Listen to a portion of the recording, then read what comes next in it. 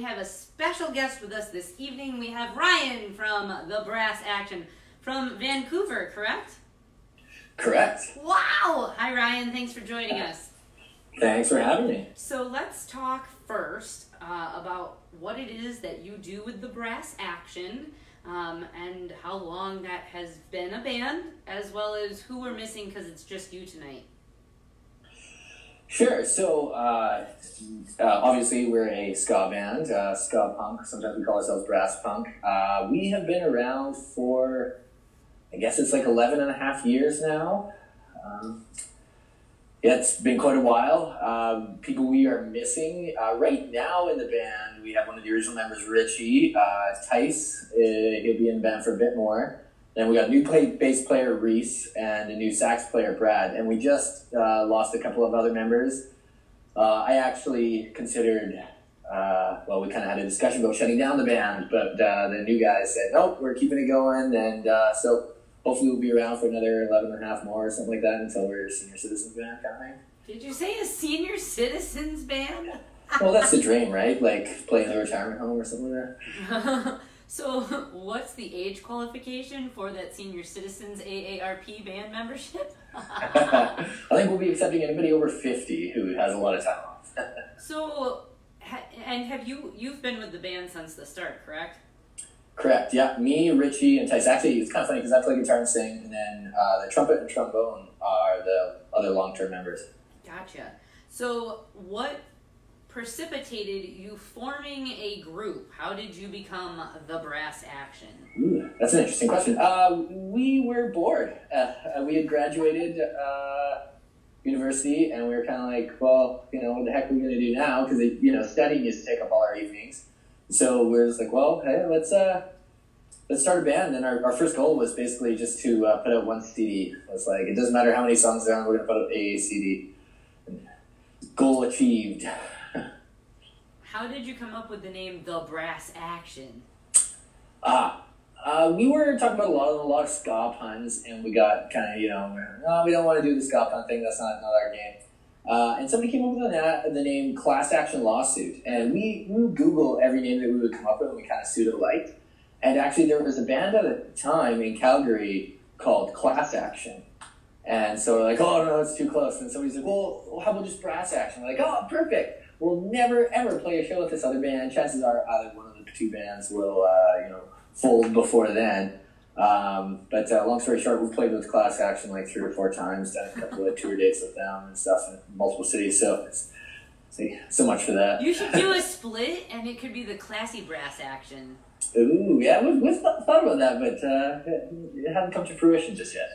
That's good. I like that Classy Brass Action. Right. I mean, since you weren't going to play it, now you've played together. So yeah, we might just switch it up and like tear it down rather than adding on to it. And just go with the letters that are common. Just go with like Ass Action. That would be cool. I like that too. But then you'd have to have like some weird Assy McGee character as like your cover. So how? Okay, Vancouver. So now you're another country that we now have had the pleasure of interviewing. Tell us a little about Canada, and what it's like, being a ska band there, what the scene is like, and have you ever traveled to the States? So yeah, I'm the first Canuck you've ever had on? That's crazy. Yeah. Okay, so, Canada's a lot smaller, our cities are a lot smaller. We don't have a lot of, age population that goes out to shows either. It's pretty sprawled out because we have a fair bit of land around.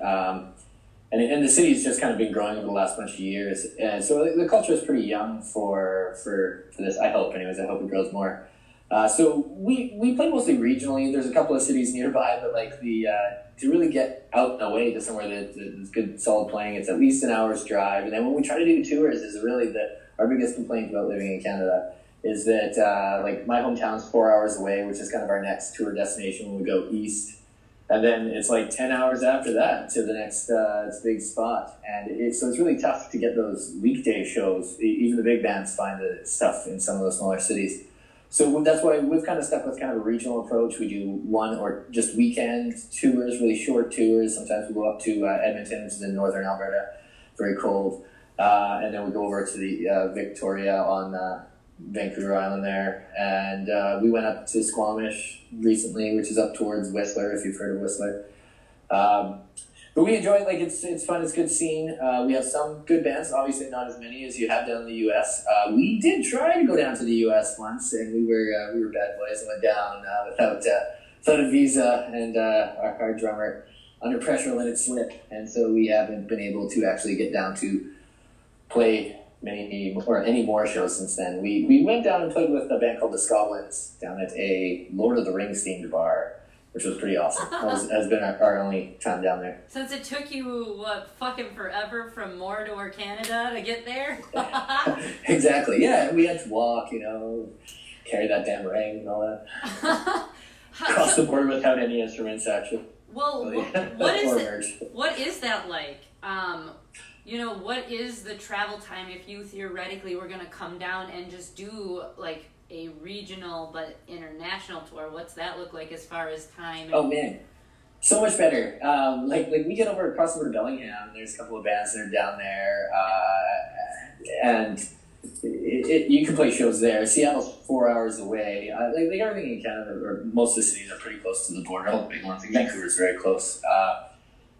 The biggest issue is that we have to have like these big visas to get over. We have to be paid, like, I think it's like for our band, because there's 6 members, it's like $2,400 American. That's a lot of money in Canadian to get down there. Holy shit! Like just for the passport, or like that's all of your visas? Yeah, just for the tour, and I think it only lasts 6 months, so it's really hard for us to recoup that cost. And then then we're not earning anything. We're like, hey, we got over that $2,400. So it's tough to do it legitimately. They make it difficult, that's for sure.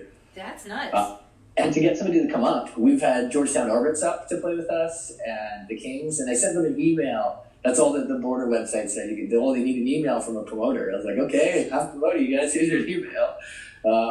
And the border, they didn't ask questions. They're just like, oh, cool, yeah, enjoy. Wow. Yeah, so it's not exactly a two-way street. I would love to see that change. But, why is Canada keeping you captive? It's more actually the States. They want us to have, because we can't even go down and say we're touring for free. Or playing for free. They say that you just have to have like a worker's permit, even if it's a volunteer worker's permit. It's just the rules that they have. Whereas in Canada, I guess we're just like, oh, sure, come on up, bring up some of that good music with you. Wow. But they're hard on bands on merch though. They make them pay duty on merch. So often bands will end up leaving a bunch of it in a hotel room overnight because the duty is more than a hotel room. So we were at a show a couple weeks ago because Stop the Presses and Pilfers played in Chicago with Prize Fighters. So, and Jay Navarro and the Traders, just to give a shout out to everybody. But we were talking to our friend who's a DJ, and he said he helps with a lot of, I would say, international coordination into the city for bands. And we were talking about how you guys were coming on the show. And he's like, if any band is coming from anywhere, have them ship the merch to someone they trust that will be at the show that they're going to be at, so that you can kind of circumvent that issue. Yeah, that's a good strategy. I never thought of that. That's good. Well, the more you know. So, yeah. What,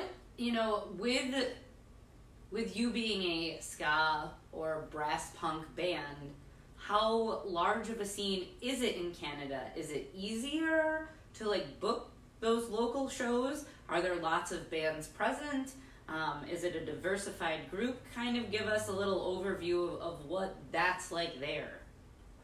I think locally, in Vancouver, we have a pretty solid scene. We get good numbers of shows. Everybody starts dancing and stuff like that. It's my favorite part about playing ska is that you do get kind of a diverse crowd and people who don't even know what kind of music they're playing. Like, oh, I know this music. I don't know the genre name. I get that a lot. We like to play with a lot of the punk bands. I think that they have a very good tape scene as well. A lot of repeat people coming out and getting really stoked for shows. But generally, to be honest, a lot of the bands, or the people that come out, are people that are in bands or have been in bands and want to be in bands. I always find that the funniest thing about these scenes is that there's only a few people who are just those super hardcore fans that are coming out every night. I mean, and we appreciate those people a heck of a lot too. I always like the other thing too is how much or how close friends those people end up becoming. So we've asked this of people all over the place now, because it was an idea that was brought to our attention from a band in Florida called the Trees of Life. And he talked about how in order to successfully kind of push each other, instead of being competitive, he has a sister band he works with so that when they play, Trees of Life will promote them and vice versa. So is there something like that happening where you're located? Do you guys have like one band that when they play, you're there, you're helping promote and vice versa, or is there strong competition within your scene? Generally, I don't think it's really super competitive. When it comes down to vying for those big shows, opening up for a touring band, I think there's a bit of competition, but that's not direct. You're not really competing like side by side. Whereas when it comes to local shows, we're definitely supportive here. That's for sure. We do have like a bit of a sister band, Brethren. We play a lot of shows with Brethren, and I mean, God, it's got to be like 25 or something like that by now. And we definitely promote their stuff. And the other thing that we do is that we kind of run just kind of like a pseudo promoter, but mainly just a small company, if you will, that's based around just doing a compilation called Pacific Sound System. And we just pick a bunch of local ska and punk bands up from the entire West Coast, well, except for California, but the Pacific Northwest is what kind of the region would have thought it out to be, because California's a bit far for us to drive. So, we got, lots of friends and an extended network that way, and we try to help each other out and try to get them up touring up here a bit more, although I know it's a far drive for some of them. That was going to be one of my questions anyway, is that when we first started messaging, you sent us specific sound things. And so do you want to explain a little bit about what that is, how your involvement and how that kind of works? Sure, it's literally just 3 guys in our band started. We just decided hasn't been a good compilation for ska and punk bands in Vancouver in the area kind of for a bunch of years. And we're like, hey, with Bandcamp now, you just get people to submit it. We got our friend in Combination 13 to do a little bit of to do the cover art for us. He ended up donating that to us, and we just asked bands that we like if they want to submit something, and ask for it to be unreleased if possible. Throw it up on Bandcamp, and then a couple thousand people download it. And, so, that's about it, really. So with that being said, because I like to know the inner workings of things, is Pacific Sound System like an LLC? Is it a small business? Do you charge these bands to submit things? No, we've done it. We've covered any costs that there have been, which have been pretty minor so far. And no, it's not any kind of real company. We don't nothing official because we aren't making any money, so there's no point in that. I promote the odd show under that label, and then other than that, I just kind of spit out on Facebook some bands that I like, promote them, and then we promote the compilation we do every couple of years. Now, with that being another kind of side project for you, and band life itself being time consuming, talk about how you kind of balance the two, and does it get overwhelming trying to promote other people while you're trying to push forward the brass action?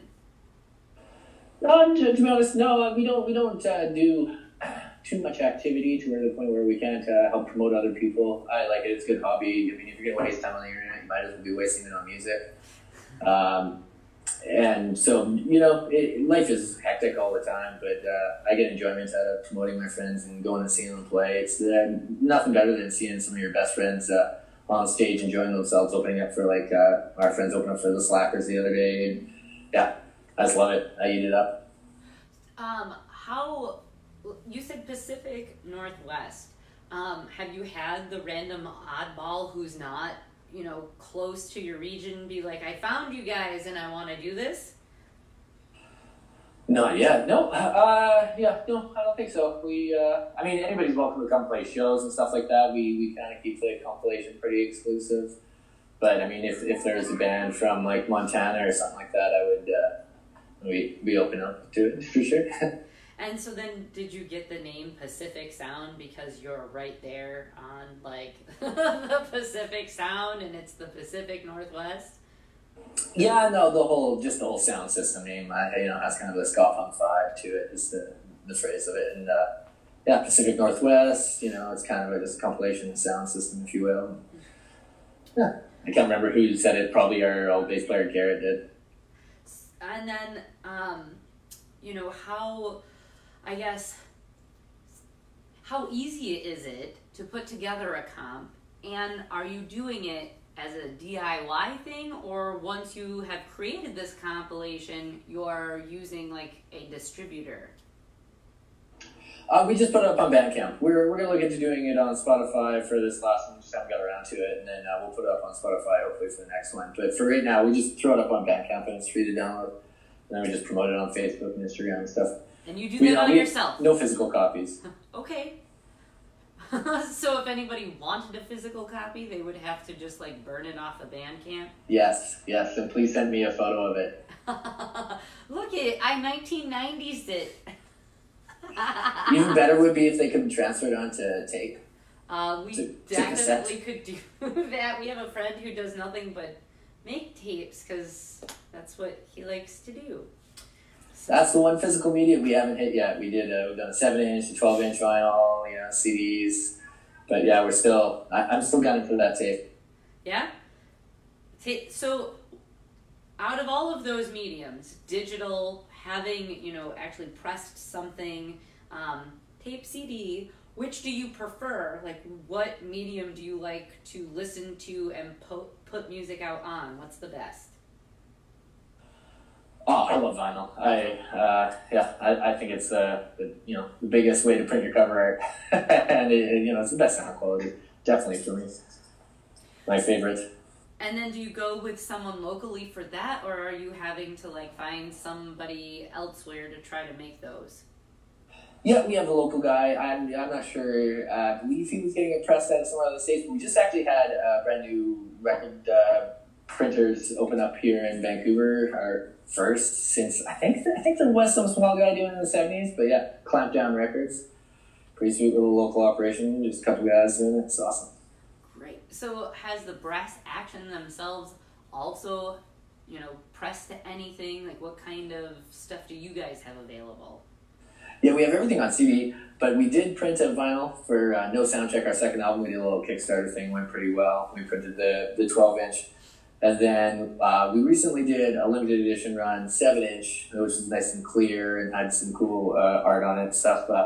And I think we're going to keep doing that. I really like the short run 7 inches. And then once we do a couple of those, then start selling CDs, with all the tracks on it. You've talked about art now and cover art, like, as a repeated theme. So if we went back and counted it, it'd probably be about 4 or 5 times. So I want to touch on that because it's an important thing to us. Who does your artwork? Do you utilize the same artist for things, or are you kind of branching out and say, I have one friend who does this one, I have another friend who does that, or how's that work? So we've had a couple of people. I've done a fair bit of the art myself. We've had one other friend do one single, and then but generally we use Combination 13. He's our guy. He's done a lot of stuff worldwide. He does the big brewery locally now, which is pretty awesome. He actually had somebody come in and complain. I guess we had one of our ska posters out front, and guy comes in. He's like, "Hey, they're stealing your style up there with that poster," and where it got back to him. It's like, oh, that's brilliant. So he's a well-renowned artist in town. I definitely recommend checking out his stuff because it's the internet, so you can hire him too. What's the brewery? It's called Parallel 49. Just a local craft brewery. They're getting pretty big. I think they're in something like over 10 states now. And like every province in Canada. So you might, depending on where you are, you might see them in the craft brew Canadian section. Yeah, there is a brewery in Canada now, I think east from you, Collective Arts. Have you heard of this brewery? I have not. Holy shit. So A, their beer is amazing.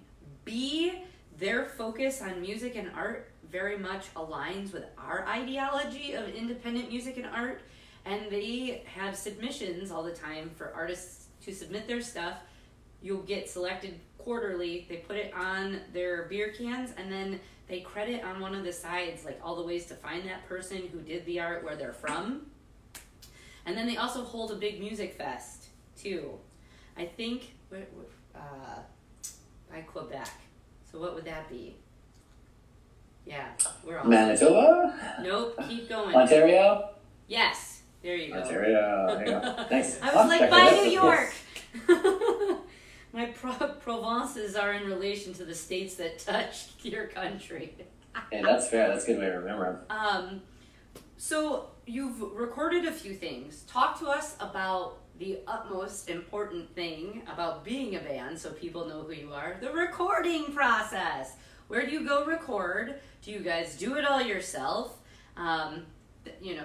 Where's it available? So talk to us about your recording process.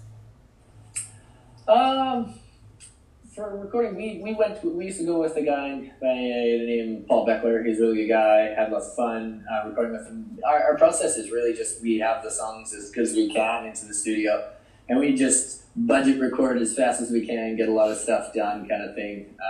Work our asses off for as many hours as our recording artists will let us do, because we don't tire out because we have a lot of break time. With there being 6 of us, we can rotate through. But yeah, obviously the process is long. We start with drums, roll through the rest of the instruments, hit some vocals, and try to spread it out so that it doesn't get too raspy and the horns aren't too tired, kind of thing. We just go to a local studio. We pay for it all, and it's one of my favorite things is just jamming out for 4 or 5, 6 days, however long we have the studio booked for, and just cramming it in and hanging out and drinking beers and celebrating when it's done at the end. Probably the best time you can have in studios if you've got like a big gang vocals thing to do. We did that once and got like 20 of our friends in like a gigantic recording room that they had, when it's usually used for live off the floor.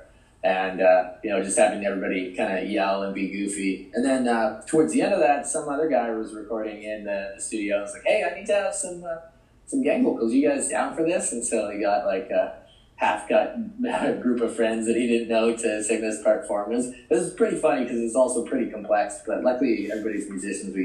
I think we nailed it. So what recording studio do you utilize? Right now we're going through Doug Fury at Fortissimo. It's just Doug and another guy, just one room little thing. But he works magic. He does a lot of the local ska bands. He's on Los Frios. He does work with Brethren.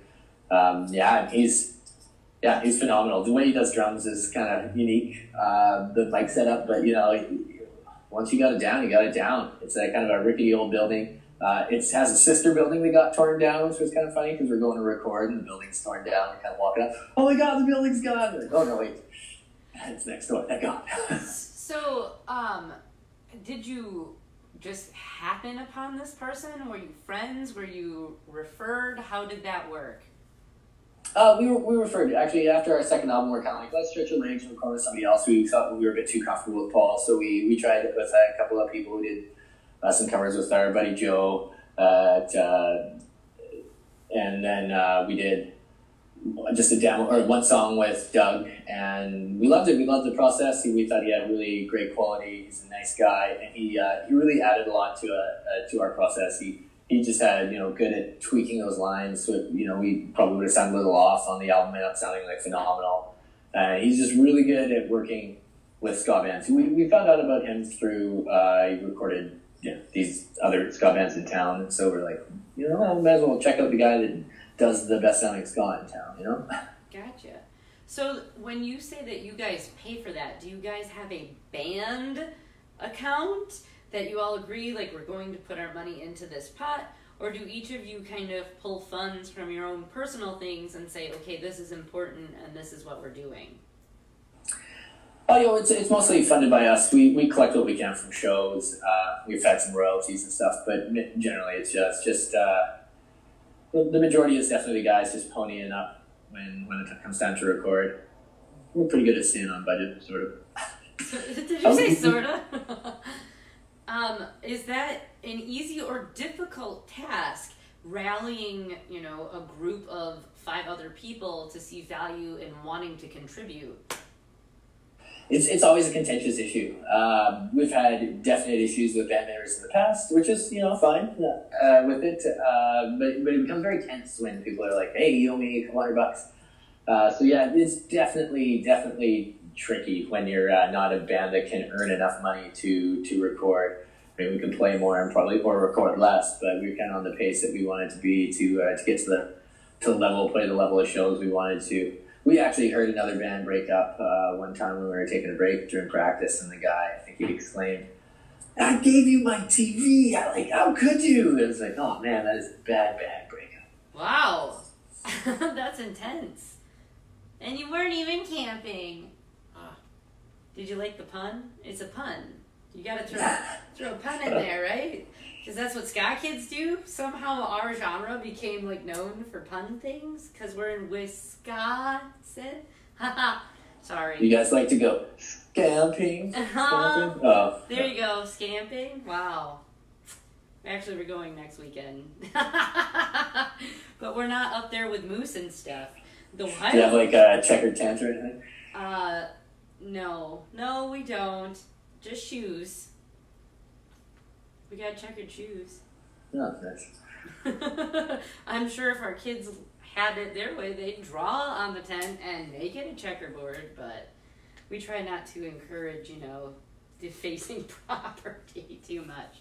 But I digress.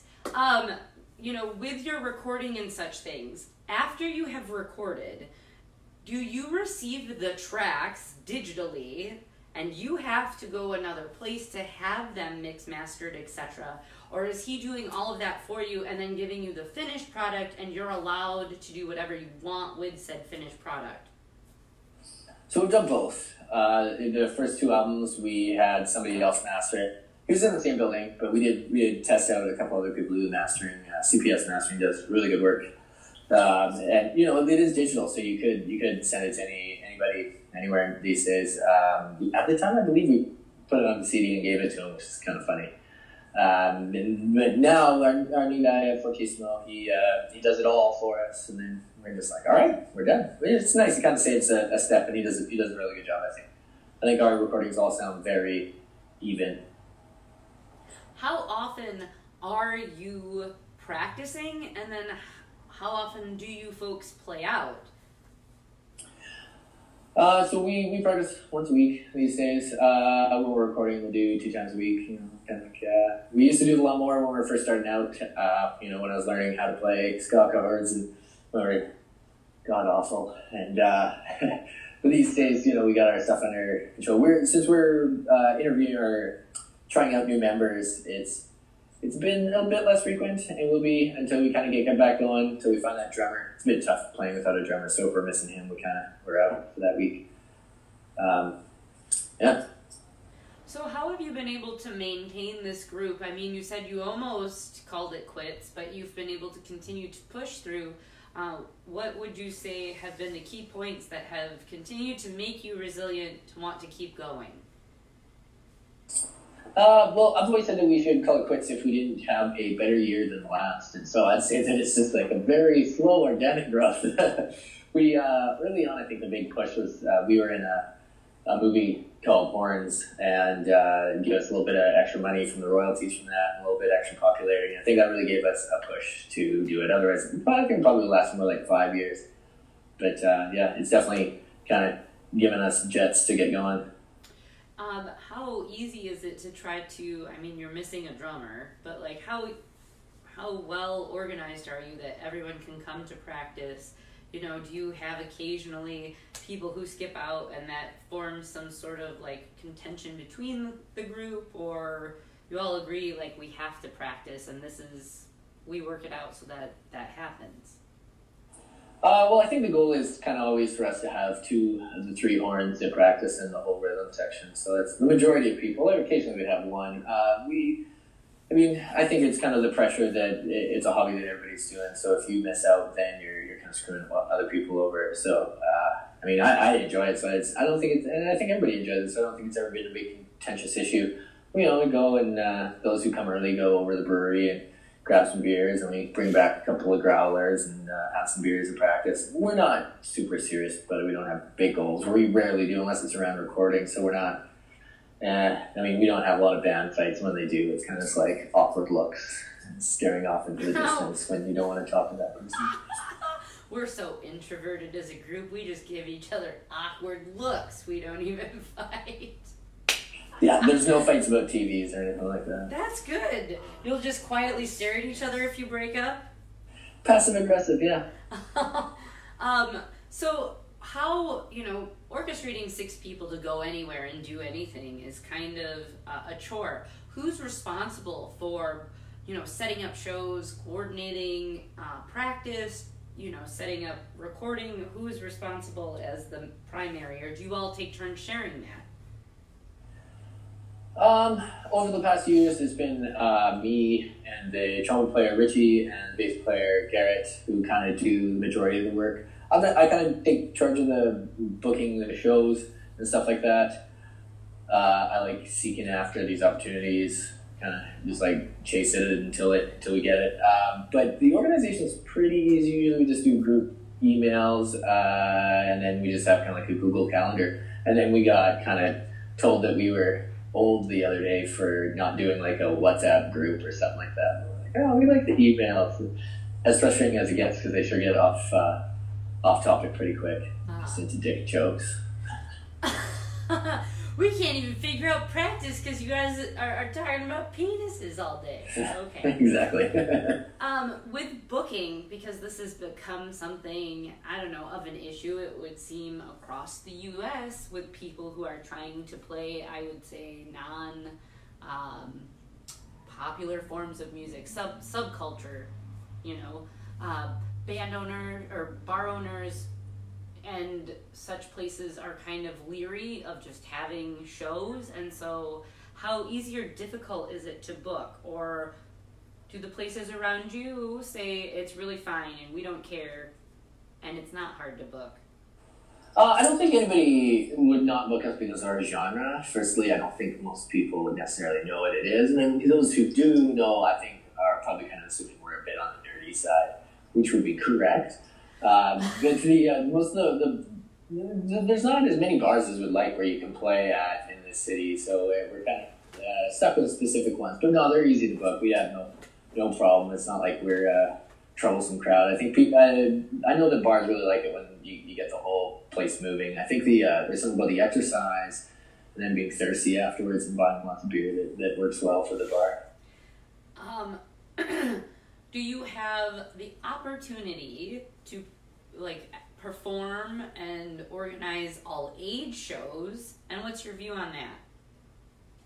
Oh man, I grew up going to all ages shows. I love it, but it is something that is definitely lacking right now. It's a bit tough. There's just not enough all ages venues or shows. I'm not sure why that is right now, but that's a tough one. We do not get the kids out. There are not enough ska kids around. Right. That's a really hard thing, and that seems to be absolutely everywhere. What happened? We all started going to shows at 14 years old. Some of us younger than that. And there did seem to be consistent places that held all age shows. What the fuck? Those places didn't go away. Did we ruin it? Yes, we ruined it. What happened? How do we apologize? The sins of the father. How do we have recompense for this? So that we can have music continue forward. What would be a good solution, Ryan? What do you think? Put it into the public education system. You gotta force the schools to put on shows for kids. Schools have to do all age shows? That's one thing we haven't checked into. We could totally be awesome. Do that. Hey, PTO or PTA, you should have one night where it's just a social with live music. I mean, I would love that as a kid. Make music a commodity again. There you go. I'm tying everything into this interview. Ryan, how long have you been playing guitar, and what made you want to play this type of music? I've been playing since I was a kid, a young teenager, I guess, around like 10 years old or something like that. And I started actually with the bass guitar, which I still have that bass guitar. I think everybody keeps their first instrument they love. And then I, just kind of moved on to playing the acoustic guitar and eventually played electric guitar. Why did I want to play ska? I guess it's just kind of, my brother and his friends introduced me to punk when I was a young kid, sitting in the car with them. I don't know. Took me to my first punk show, went to DOA, I think, way too long ago in the 90s, at some point, late 90s. And I just kind of always liked ska and punk, and then kind of like the cross genre. I guess Les and Jake's pretty big influence. Loved Hello Rocky growing up. Yeah. And I guess the real reason we started a ska band was that my buddy that we started with played trumpet, and the third guy there, Tice, we played trombones. We're like, hey, let's do a band. What band can we do with these three instruments? Like, ska, obviously. I'm a clarinetist, so I still have to argue as to where I fit anywhere in music, so I understand that. What, if any, have been the Brass Action's best shows, and what would you say has also been a memorable worst show? Well, first half of that question is way better. We recently opened up for the Mad Caddies, which was amazing. Obviously, been listening to them since I was a young buck, and we got to play directly before them to a sold-out crowd, so that was just a thrill. Just this January. That's awesome. Sorry, I missed that one. I said that's awesome. Oh yeah, it was unreal, and getting to meet those guys and stuff like that. They're just so friendly, and it was great. Just great show, great crowd. We also played with a band called Russian Tim the Paddle Berets, and Paddle Berets. Their accent Nova. And the worst show. Actually, okay, so we also just played a show with the Planet Smashers and K-Man and the 45s from Montreal. They run Stomp Records, the biggest ska label in Canada. The Planet Smashers do Matt. And we had previously played with K-Man and the 45s and had some really bad shows with them. And we had one notable show. And it was just on a long weekend, and we tried so hard to get everybody out. I think one person came, and we got so bad. This touring band coming through town. It was long weekend on a Sunday, and I guess just people were all scot out or something like that. We always get it's Sunday, and I just want to lay around and do nothing. Yeah. I'm gonna go with that. So that was the common excuse. How did you get the Mad Caddies gig?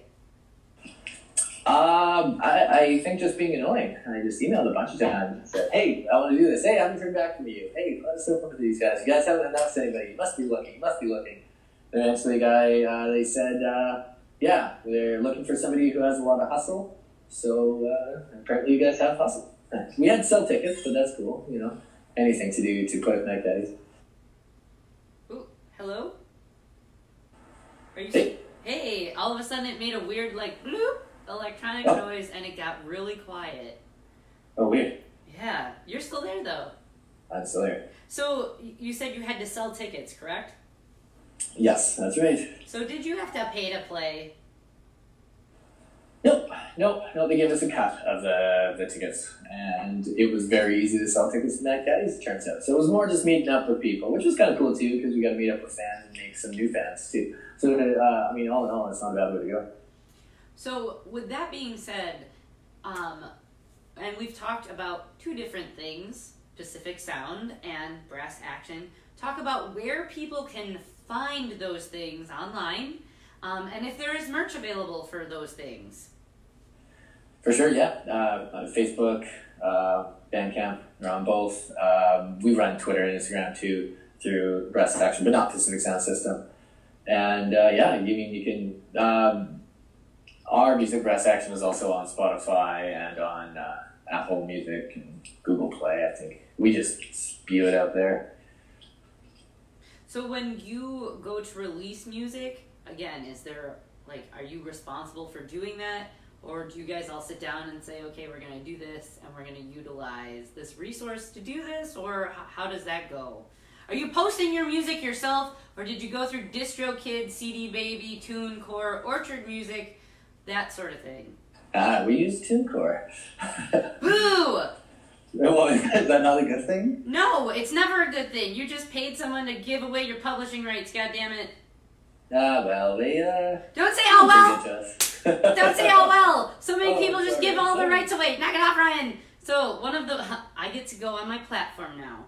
And why we do this show is because I want to take over the fucking music industry again, and I want bands to own their music, which is something very rare and few people have ever fucking done, because there's all of these, like, it's capitalism. It's like slavery with extra steps. There's, like, all of these mediums you have to move through if you want to be heard. But we've kind of cracked the code, and all of those platforms that you can release on, we have found ways that you post them by yourself, maintaining the full royalties and the publishing rights, which is the most important thing, so you're not paying somebody else to take your music. Plus then we don't get fucking flagged as a copyright issue. That's fair. I promise you we will look into that for the next release. And if you have questions, comments, concerns, or ponderings, you can always message me. Nice, will do. We actually, somebody out of the blue had messaged us as a referral months ago. I think January or February. She's like, I heard about you. Somehow somebody said that you know how to do this. So I sent her a bunch of links, and I was like, if you need help or want directions or anything, you know, I'm kind of like a mom. I'll write out the steps for you. Like, if you need those things, let me know. Never heard back from this girl until like last month, and she sent a thank you with her album that she just released on these platforms and was like, you helped me so much. So there's a way to do it. Don't give your shit away. You spend all this time making this music, recording this music, and you spend money. Why pay a middleman when you can do it yourself? Don't do it. You're making very good points. It's like ass rape. Unless you say yes, it's never okay.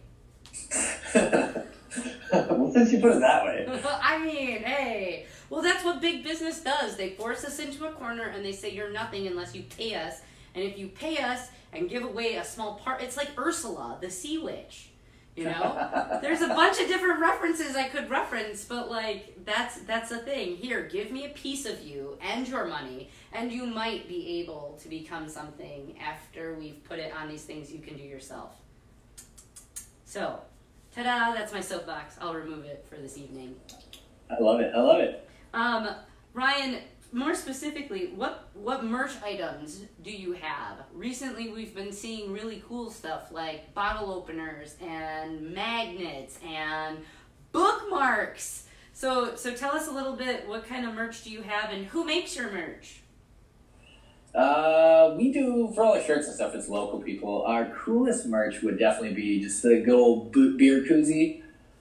I don't think other than that we've been super inventive. We do patches, obviously, because we got berated one time. We didn't have patches, and the guys were like, why wouldn't you have patches? Everybody loves patches. Look at my pants and my jacket. We're like, okay, you're covered in patches. All right, fine, we'll print some patches. But I think our best idea, and which should definitely be our next one, is doing we've been talking about doing urinal pucks, or like the cage things that urinal pucks go into. So brass action logo on there. Oh wow, that would be quite a novelty item. Yeah, one of our big things is at shows and venues, we in the urinals, the top portion is usually pretty dry. So you can go and you put your sticker on there, and you can do it without touching the urinal, but then nobody's going to take it off, because then they're just worried that it's covered in pee. So we found that those stickers last the longest, and they're also the most obvious.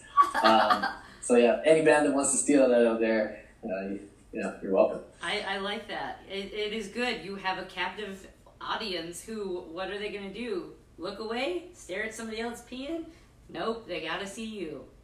They're probably going to pee on the sticker, to be honest. Oh, see, I don't know. I guess I don't have that in me. Like, I need to mark stuff, but yes, I guess boys do totally that. just pee right on it. So we also do the toilet seats too, it's good. So, moving forward, you look to record again. Do you have an estimated when people can expect new stuff? And will there be another Pacific Sound Comp? If so, when? Give some upcomings. Oh God, that's gonna be just kind of sad. 'Cause we don't have anything planned right now. We're gonna start writing some new stuff pretty shortly, but it'll probably be a while till we get around to recording. I'd say probably. I mean, I'm aiming for next spring to release something, but I think that's pretty brave to be saying that. So probably not till next fall. Pacific Sound System. Probably would be in 2020. Probably do one in 2021. We do it kind of every other year, so it'll be a bit till you hear from us from that. But we're gonna put out. We got a new music video coming out though for one of our songs that was the last album. I think it's really good. People will enjoy it. Feel free to post that on our page. We'll do. It's for our song "Political Shit Posting." So how a lot of politicians. How about upcoming shows or anything that you have for Brass Action? Nada. We are changing out a few members, so we're taking a little break for now. It'll be kind of nice. And how long do you anticipate interviews going for, or tryouts or whatever you call them, to find new band members? I think we will be done in mid-September for the drummer, and then we'll be back up and running. And then if anybody's in the Vancouver area and plays trombone or possibly trumpet, we consider trying you out. But yeah, so we'll be back in the fall playing shows. When do you, how are you finding people to try out? Did you post something on Craigslist? Do you have something on a website somewhere, or are you just kind of asking friends that play these instruments? We still do Craigslist. It's how we've found the majority of our members, actually. We've been very lucky, found some excellent musicians off of Craigslist, and we continue to. And then kind of word of mouth, the music. We ask musicians that we know who are mostly not in bands. We kind of try to snag a guy who'll be a bit more dedicated, but we ask people who are in other bands too. And then we just post kind of the local punk scene groups and stuff like that, and different musician groups on Facebook. It's really, there's a lot of venues now. It used to be really a lot more focused if you were looking for somebody to play with, just go straight to Craigslist, but definitely a lot less responses in the last couple of years. So in closing, sir, because we're close to the top of the hour, what would you like people to know about you guys? Oh, wow. To know about us. Caught me off guard here, though, to be honest. Yay, I've done my job. Well, fair enough. I guess just that we like to play diverse ska punk. We're not really aiming for a very tight single genre. So if you listen to one of our albums, there's lots of different influences, and it's fun shit. You sent me a bunch of music to play. I did, yeah, mostly local artists. Okay, really good stuff. That's what I wanted to ask you. Is I know who the Planet Smashers are, and I think the rest of and you guys, but the rest of your list, I was like, I don't know who these people are. So, yeah. Oh, the Steadians, or how do you say it? Centuries. Centuries, yeah. There you go. Centuries with an S. They just recently reached out to us. Oh, nice. Yeah, so they're local, as in where to you? They're from Ottawa, so actually our new sax player, Brad, used to play with the Centuries, so yeah, that's why I threw that on there. Awesome. So I'm looking forward to playing a variety of music after a short break. Ryan, thank you so much for joining us. Yeah, thanks for having me. And enjoy the rest of your evening. Those who are watching and paying attention, we've been talking to Ryan from the Brass Action, and him and a few other friends also run Pacific Sound Systems, which is, a compilation of various Pacific Northwest artists. So Ryan, thank you so much. Cheers, thank you. And we'll see you online, talk to you soon, and hope to have new music from you in a year, hey? Sounds good. Have a wonderful evening. You too. Enjoy the music. Yes. Bye. Bye. That was Ryan from the Brass Action, our first international that we've been able to successfully pull off. We've played music internationally, but we've not been able to actually interview anyone, just with the way that time zones kind of work. And so thank you very much for joining us, Ryan. You can find both the Brass Action and Pacific Sound on Facebook and Bandcamp. Brass Action is on Instagram and Twitter as well. And so find those guys, find their merch, help them kind of be able to afford any other costs. And not just these guys. And here's the thing, though music does cost money and bands want to get paid, a way that you can help if you're like down and out on your luck, or you're like, I can't budget in supporting all of this independent music, like, share, follow along. It's super easy. You can like someone on all of the platforms, and then you can go to the community tab and you can invite your friends. And when they get pissed off that you've sent them all the sort of things, you can be like, well, this is the one thing that I have a platform for, you know? I get, why are you spamming me with all of these people? Or even Facebook blocking me saying I'm spamming people. I'm not spamming people. We all have our own sort of convictions that motivate us and different things that we want others to be engaged with. I think music helps be able to develop critical thought and analysis on things. It helps create unity, and it can be a common ground to resolve most issues. And if we can move forward with that and have the same ideology of helping each other in this scene, then hopefully maybe this will transpire to other things that we should actually give a fuck about. So if you can't afford something, go ahead, like, share it somewhere, and invite friends to do the same. Again, I go back to that same sort of conversation we've had multiple times. It creates that metadata. Metadata is the internet's way of coding, learning, and thinking about things. So if all of us said, oh, all of this independent music is important, you're going to see it pop up more as a commodity around the internet. Other people will think about it, they'll listen, they'll learn, and that's what we want people to do. So after a short break, we'll be right back with a mix of music that he has sent us to play. Kay? Thanks.